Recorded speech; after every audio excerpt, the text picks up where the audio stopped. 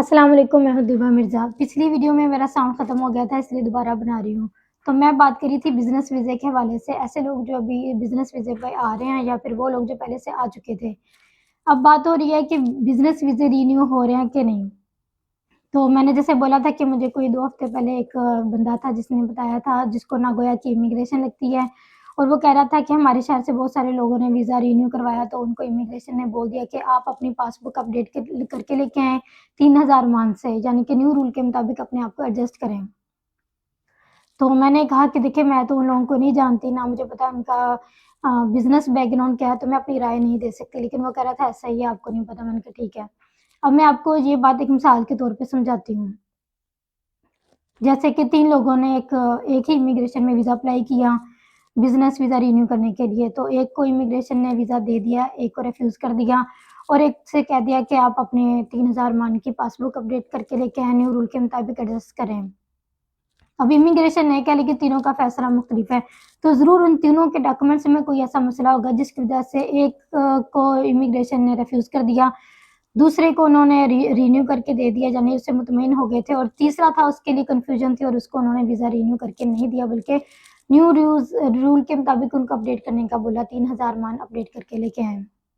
तो कहने का मतलब ये है कि हो सकता है कि आपके डॉक्यूमेंट्स में कोई मसला हो, तो जब ख़ास तौर पर ऐसे लोग जो किसी एक का रिज़ल्ट सुन के फ़ौरन वीडियो बना देते हैं, वीडियो में कह रहे होते हैं कि बस ख़त्म हो गया, वीज़े रिन्यू हो नहीं रहे, सबको न्यू रूल के मुताबिक अपडेट करने का बोली जा रही है इमिग्रेशन, जबकि हमारे पास तो 2028 तक का टाइम है ना।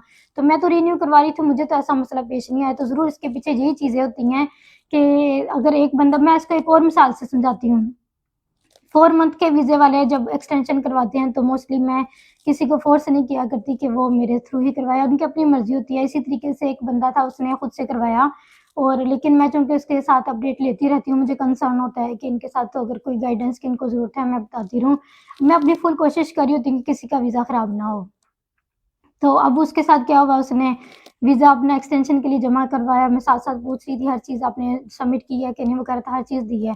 फिर इमिग्रेशन ने उसको बुला लिया और उसको वीज़ा रिफ्यूज़ करके दे दिया और उसने मुझे ये बताया दरमियान में चूँकि थर्ड पार्टी थी तो मुझे ठीक से पता नहीं चल सका कि ये असल बात क्या है। तो उसने मुझे यही कहा कि हर चीज़ दी थी लेकिन फिर भी इमिग्रेशन ने वीज़ा नहीं दिया। तो मैं खुद भी परेशान हो गई कि वाक़ई इमिग्रेशन इतनी सख्ती कर रही है कि उसने अपने एक्सटेंशन करवाने गया था तो वीज़ा नहीं दिया।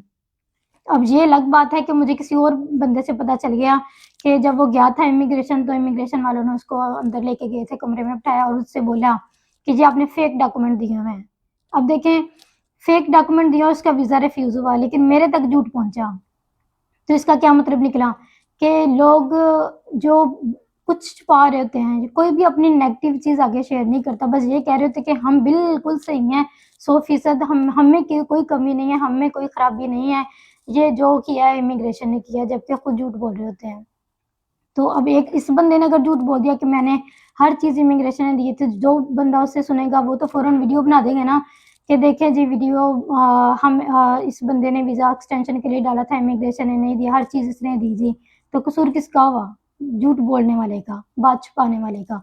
इसलिए मैं कह रही हूँ कि ये जो जिन लोगों का ना तो बिज़नेस से कोई ताल्लुक है, ना बिज़नेस वीज़े से, वो लोग वीडियो बना के अपने राय दे रहे होते हैं, मशवरे दे रहे होते हैं, तो इन लोगों से बचें, ये वो लोग होते हैं जो आपको परेशान करते हैं। इनकी वीडियोज़ देखते हुए जो बंदा अपना काम करवाना चाह रहा होता है, वो ये सोच में पड़ जाता है कि अगर मेरा भी रेफ्यूज़ी होना तो बेहतर है कि मैं ना ही करूँ अप्लाई, या रेफ्यूज़ी डाल दूँ या पाकिस्तान वापस चला जाऊँ। तो मेरे कहने का और वीडियो बनाने का मकसद यही है कि हर एक का केस डिफरेंट हुआ करता है, हर एप्लीकेंट की सूरत-हाल दूसरे से मुख्तलिफ होती है। ओके जी, थैंक यू, अल्लाह हाफ़िज़।